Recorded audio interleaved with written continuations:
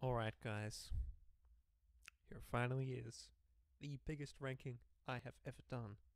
All 36 Metallica, Slayer, and Dream Theater albums. Let's not waste any time and let's get right into it. Coming in at number 36 is, unfortunately, an album by Slayer. Undisputed Attitude. Covers of punk. Like, I get they're heavily influenced by punk, although do we really need a full album of it? This was like right in the middle of the darkest time for Slayer, because let's face it, the 90s was very rough for them, except for obviously Seasons in the Abyss. And speaking of the 90s being rough for Slayer, unfortunately number 35 is Diabolus and Musica. Now these two albums are bottom not necessarily because they're bad, just nothing grabs me. I've listened to both of these albums 3 times, and they just didn't do it for me at all, every time. Next we have Load. Again, an album I don't think is necessarily that bad, just nothing grabs me. Coming in at number 33, Dream Theater's Falling into Infinity. There's 3 songs that I love. Lines in the Sand, Peruvian Skies, and Trial of Tears. So this should be at least 5 spots higher, you're thinking, right? The rest of the album, though, don't care about it at all. You Not Me is quite easily the worst song they've ever done to me. Burning My Soul, that song is lame. New Millennium's kind of okay. What else you got in that song? Annalie, a ballad that goes nowhere. Hollow Years, a ballad that goes nowhere. You see my point? Next, we unfortunately have yet another Slayer album, and that's Divine Intervention. Again, nothing really grabs me. So that's pretty much the only reason why it's down here. Although Ditto Head is a really cool song. And now we get to another Dream Theater album, Distance Over Time. There are 2 songs that I come back to on this album pretty regularly. At Wit's End and Untitled Chapter. S2N is a really cool song. Then after that, doesn't really grab me. Next we have Reload. Pretty much the same as Load. They're both pretty bland, heavy rock albums. Although Fuel is awesome, and so is The Unforgiven too. So I'll cut it a little bit of slack. Coming in at number 29 is an album that I'm sure a lot of people would have dared last. Saint Anger. Here's the thing with Saint Anger. Frantic is probably in my top 20 Metallica songs. So there's a bit of a high note. The Unnamed Feeling is a pretty decent song. Sweet Ember is a pretty decent song. And then there's certain riffs and vocal passages, hell, even drumming rather, that catches my attention across most of the other songs. And wow, what were they thinking with the production? It's like they were trying to make an album that sounds garbage. Next we have another Dream Theater album. Some of those Dream Theater albums really don't do it for me. And this is one of them. The only song I'll come back to on the regular is the Yitzy Jam. A Fortune in Lies is a pretty cool one to put on from time to time. Besides that though, no. It's pretty much only higher than these because while there are a few songs that grab me, the rest of the album is still quite solid. It's not like some of the other ones where a few songs are good and then I hate like basically every single other song. Alright, next up we have another Slayer album, unfortunately. Some of their albums is really not that great. Crash Solution though, now this is about the period of the list where the albums start to get pretty decent. So with Crash Solution, you have Jihad, one of their best modern songs. Catatonic is pretty cool. What is that song called? Eyes of the Insane. And Dave Lombardo's back on the drums after leaving for what? Divine Intervention, God Hates Our Soul. Yeah. And Undisputed Attitude and what's it called? Diabolus. So it's a bit of a return to form. And I think World Painted Blood is much better, which is quite a few spots higher, to say the least. Next, we have another Slayer album, and that's Repentless. Pride and Prejudice is really good. You Against You is really good. And, of course, Repentless, the amazing title song. The rest of this album, though, I kind of fell into the trap that Diablos did, trying to make like a modern kind of groove metal kind of album / new metal, whatever you want to call it. And didn't work very well. Next we have another Slayer album, and that's God Hates Us All. This album is a little bit too long, I think, for a Slayer album, and with the amount of songs that are on it, it just kind of goes by. Although Payback is a really cool song. There's the infamous Threshold with the Down for Sickness riff. And, what's that other song called? Payback? That song is just furious, bro. If you want more thoughts on how I feel of Slayer as a whole, yesterday's video covered it pretty well. So just go watch that. Next we have Dramatic Turn of Events, and it appears we have 4 Dream Theater albums in a row. Now pretty much the only song that grabs me on this album is On the Backs of Angels. And this album is definitely a bit of a return to their technical stuff. Like, just listen to the first few minutes of Lost Not Forgotten. Next we have another album that a lot of people would probably put very, very low, like bottom 3, and that's The Astonishing. Now, I recently gave The Astonishing a third listen. Wait, what? I recently gave The Astonishing a third listen, and wow, it grew on me a lot. Like, if I made this before my third listen, this would probably be number 28 or 29, way back where Saint Anger and When Dream and Day Unite was. On a third listen, though, the story connected with me a lot more. The music connected with me a lot more. I realized just how well Jordan Rudess plays on this album. It's probably his best keyboard performance, and maybe Labree's best vocal performance. I actually did a Reddit post, which I might link it down in the description. I was that shocked at how much more I liked it that I just like chucked it up on Reddit. And a lot of people were like, that's nice to know. Sure enough, I got a few people who were like, ugh, The Astonishing, you like it? Anyway, next we have Awake, an album I'm sure a lot of people would have much higher. Now, Erotomania is one of my favorite instrumentals by the band. It's just so technical, so groovy, everything you want from a great Dream Theater instrumental. The Mirror, amazing. The first time they ever used 7 strings. 6 O'Clock, pretty frantic song. And the drumming by Portnoy on that song is just unbelievable. There's what? Innocence Faded is pretty cool. Voices is alright. Space Divest, a really spooky, dreary song. Good stuff. Now, the self-titled Higher Than Awake. Oh no. Dream Theater fans are going to hate me over this video. Anyway. You got the massive epic Illumination Theory at the end. By far the best song of the album. And one of Dream Theater's best songs overall. You also have 2 really great instrumentals with the False Awakening Suite and the Enigma Machine. Both stupidly technical, both show off all the band, which is exactly what you want from Dream Theater instrumental. Next we have World Painted Blood by Slayer. Easily their best modern album. Easily. You have songs like the title track and World Painted Blood. Playing with Dolls is a bit of a weird one. I don't like that song. Oh, what is that song called? Unit 731. That song is... I talked about all these songs yesterday. Why do I keep on recapping this? Next up is Hell Awaits. Probably the creepiest album I've ever listened to. Just go listen to Just go listen to the title song. Like, enough said. Octavarium, again.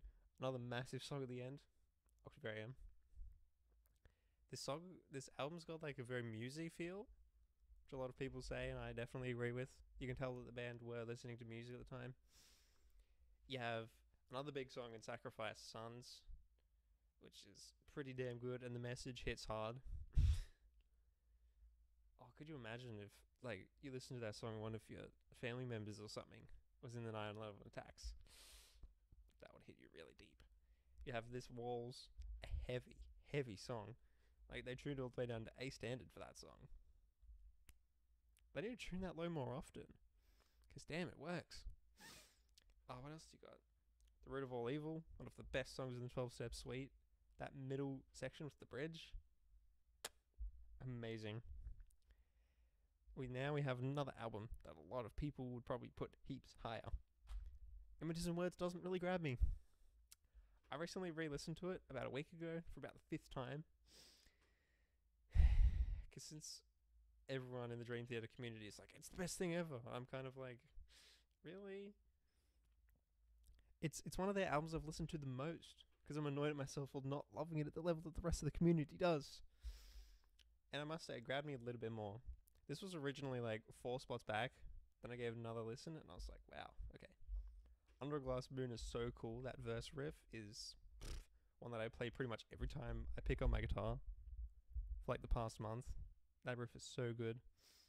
Learning to Live, the big song at the end, James LeBrie's highest note. Wait for Sleep, a great 3-minute piano and vocal instrumental. No. What are you doing? Interlude, rather. Metropolis Part 1 is my second favorite Dream Theater song. So, come on. I definitely like it. Next up, we have Show No Mercy. Amazing debut from an amazing band.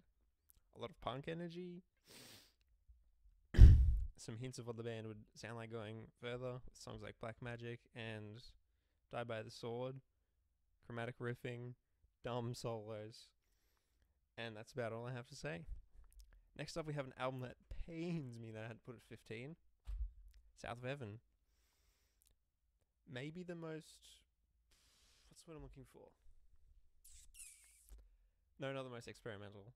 The moodiest album by Slayer, for sure. One of the creepiest, easily. Behind Hell Awaits, it's definitely their creepiest album.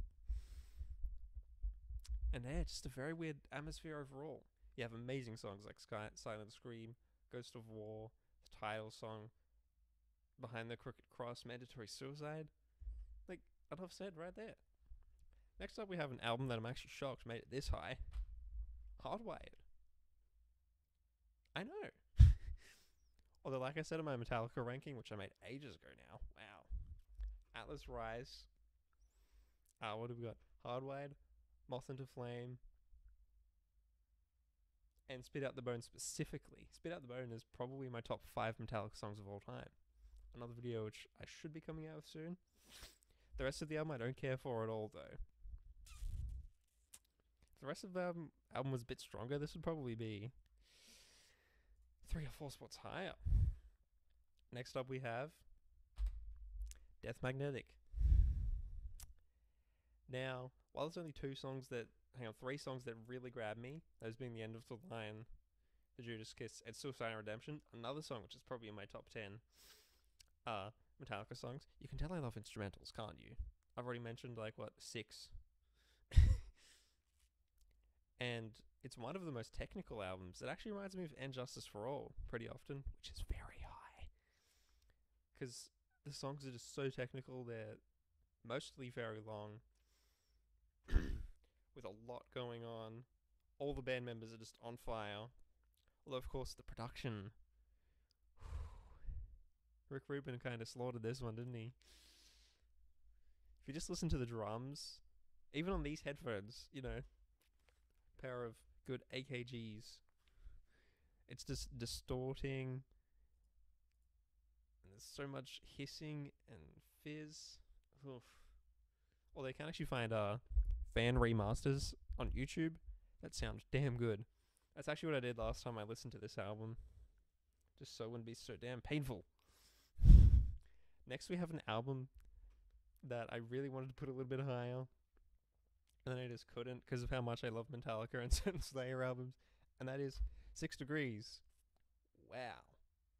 You want to talk about big albums that actually earn their runtime? I bring you Exhibit A. The shortest song on this album is 6 minutes. And the longest song being the longest song the Dream Theater have ever done by 18 freaking minutes.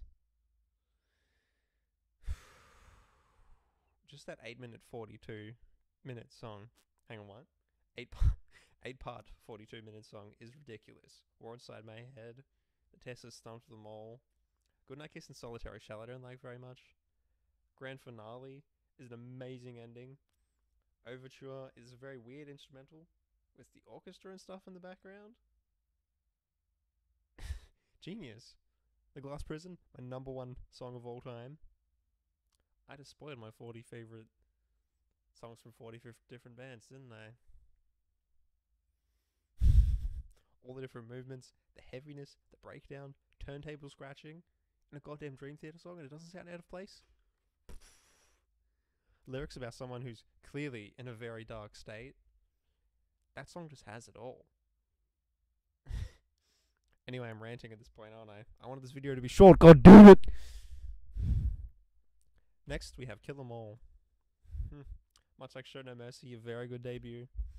And since I'm so biased towards Metallica, I'd probably say it is the best debut album ever made. No, it's probably in competition for a few more. The Four Horsemen is another top 5 Metallica song for me. It's so good. You have Hit the Lights, just a very quick song. Metal Militia, No Remorse. Those are 2 songs I'm not that big on. Motor Breath has got one of the catchiest riffs in any Metallica song. It's just an awesome album.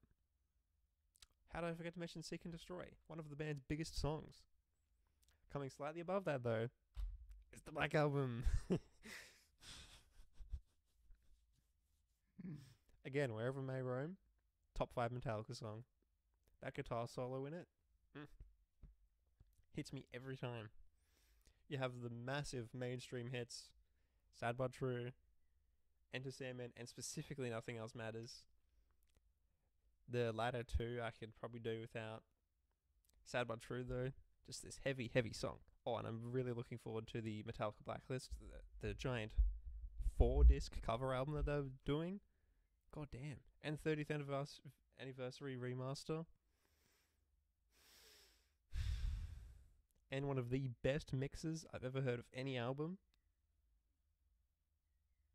Number 10, bro.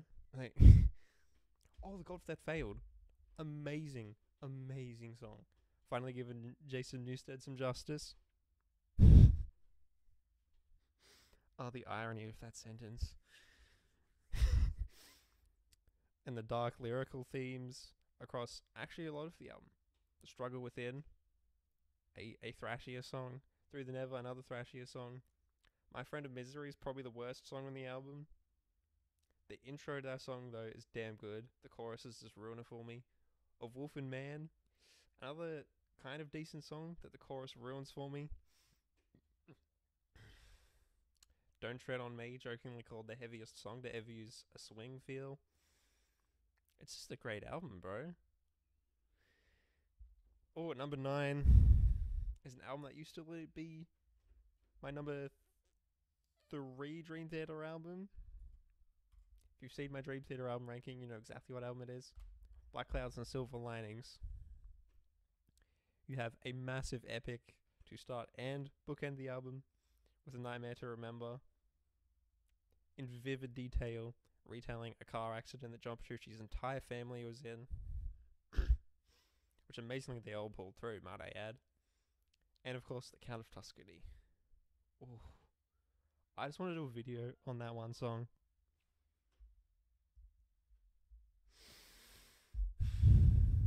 That song is just so beautiful on so many levels. The lyrics are kind of bad, though.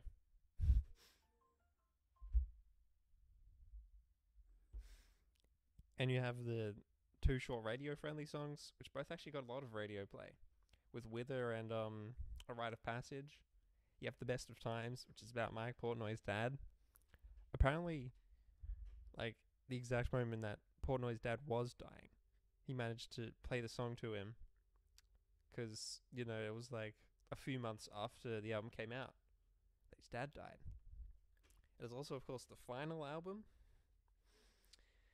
Oh, come on. To feature Mike Portnoy, and what a closer to your career with this band. Oh! How did I forget the Shattered Fortress? So well wraps up the 12-step suite. Just mixing together all the riffs of these 4 fantastic songs. And adding in a couple of new riffs. Amazing album, which I'm kind of annoyed I didn't put higher. Next, Train of Thought by a landslide, the heaviest album they've ever done. Again, you have big Radiohead with As I Am, a song I can kind of live without. Endless Sacrifice, this nice slow-paced song, for the most part, with a chorus that is kind of meh. That middle bit, though, with that kind of riff is amazing. Honor Thy Father, my third favorite Dream Theater song. So heavy, menacing, and again, a breakdown.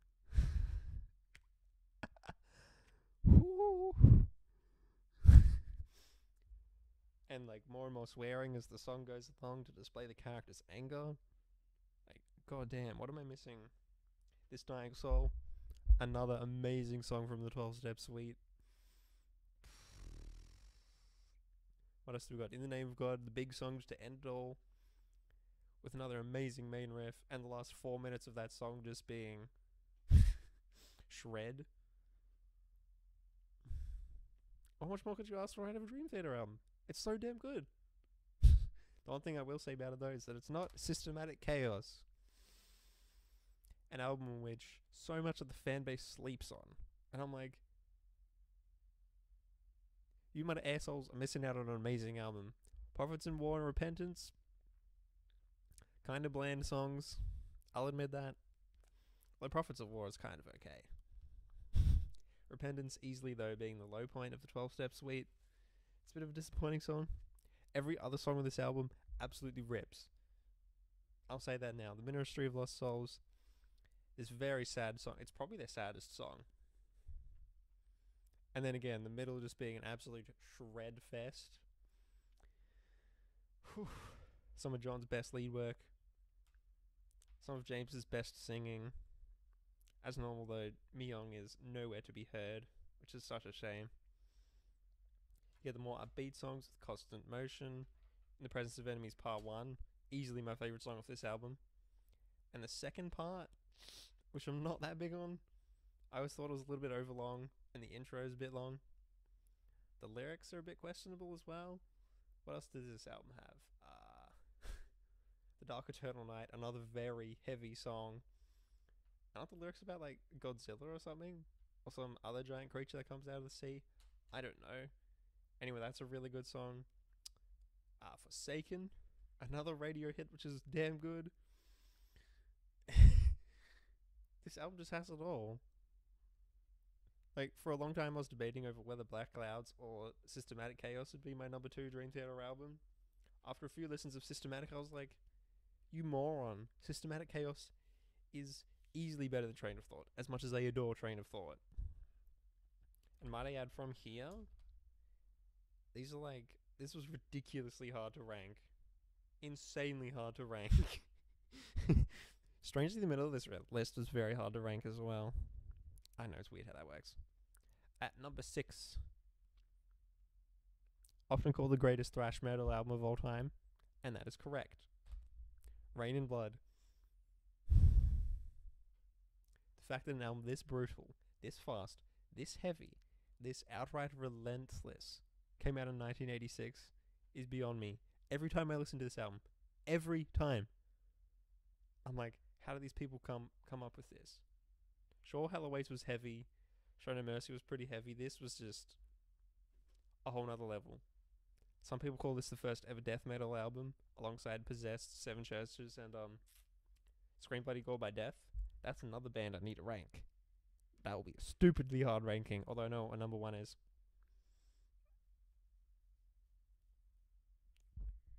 Sound of Perseverance. What was that? Classic songs. Raining Blood, Angels of Death, Postmortem, Elder of Sacrifice, Epidemic, Reborn, Jesus Saves, Criminally Insane.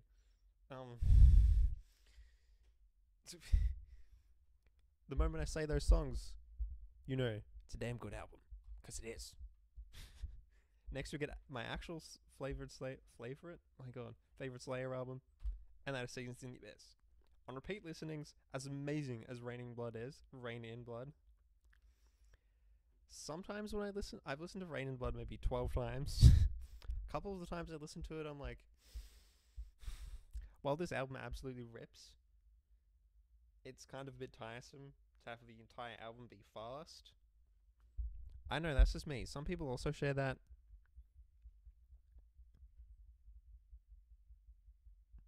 I don't know what I'm looking for when they listen to that album. Seasons, though, has got you covered. It's got some slow songs, some stupidly fast songs, some songs in the middle.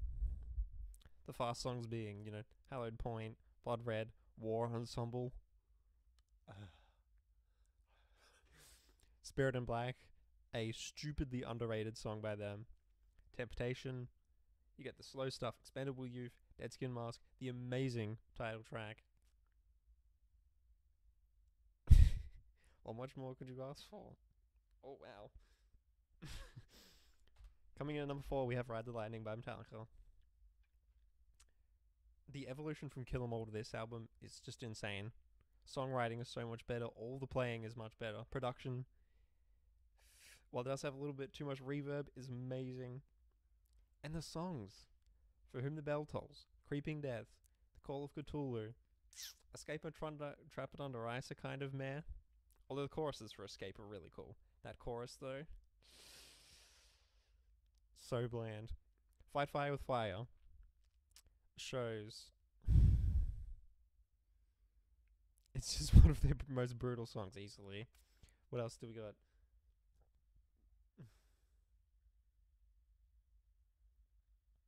The title song, I'm not that big on. Although the songs that hit, they hit hard. Now, this top 3 is, funny enough, my actual top 3 albums of all time. Who'd have thunk that, eh? Coming in number 3, we have And Justice for All. While Master of Puppets is my number 1 Metallica album, and my number 1 album of all time. God, I need to stop spoiling the highest spots on the list. This album is way more technical. The musicianship is off the hook. Even though it's only 9 songs, it's like an hour and 17 minutes.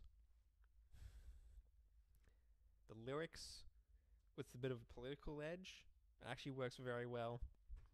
You get songs like One, Frayed Ends of Sanity, Dyer's Eve, Blackened, the amazing heartfelt instrumental To Live Is To Die, Harvester of Sorrow. That's an absolute grower, and also stupidly underrated. Did I already say Frayed Ends of Sanity? Yes, I did. Shortest Straw, amazing. This is like the perfect package of a Metallica album. They have 2 albums that are virtually perfect. Now, the top 2 both have great instrumentals, great long songs, slower songs, amazing lyrics, great playing, great drumming, singing.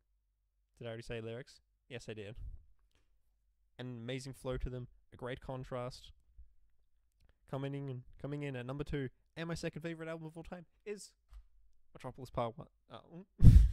Metropolis Part 2 by Dream Theater. Let's just take a second to talk about the concept. So this guy reckons that in his past life, he was a woman. That's already a very weird story to tackle. So the guy goes to sleep at a therapy session and starts having these wacky dreams, which are perfectly highlighted throughout each of the songs. Overture 1928, probably the best instrumental ever made, alongside another one we'll get to in a second. Alongside 2 we'll get to in a second. Strange Deja Vu bleeds perfectly into Overture 1928. The lyrics perfectly set up that Nicholas, the main character, is dreaming, and some weird stuff is happening. Through her words... no, through her eyes, rather. Through my words... Besides that, though, amazing. Besides that, though, perfect album. Beyond This Life, long song. Shreddy, technical. Fatal Tragedy. Chaotic, amazing playing. Great keyboard playing. Amazing drumming, as always, from Mike Portnoy. Home, a long song with an Egyptian flair. Spirit Carries On, one of the best metal ballads ever made, with some damn deep lyrics as well. What else am I missing? Finally Free. I'm not even going to talk about that song. You know it's damn good. And coming in at number 1, Master of Puppets by Metallica. The best instrumental ever made with Orion. All the different parts. The playing across the board on that song is just brilliant. Every member gets a chance to shine. Every member.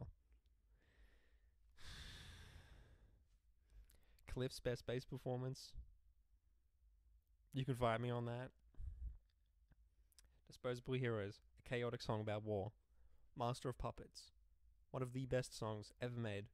All the different sections, they all flow in together flawlessly. The complexity of that song, the lyrics, the drumming, the weird time signatures. Including that time signature that people to this day still haven't figured out. Like, come on. What else do we got? Leper Messiah, a great mid-tempo song which then smashes you in the face later on. Sanitarium, a very nice mid-tempo melodic song. Great guitar solos and a great adaptation of One Flew Over the Cuckoo's Nest. And then they just slam you at the end with the second half of that song with a dumb as solo by Kirk, yet it fits so well. Damage Incorporated, such a heavy closer. So frantic, and the bridge section to that song is to die for. The solo as well, and the riffs. Every single riff on this album is amazing. The thing there'll be, a song I didn't like for a long time, now I love it. So heavy, and is once again about some creature coming out of the sea. I said that about Dark Eternal Night? Oh, and Battery. The best opener to an album of all time.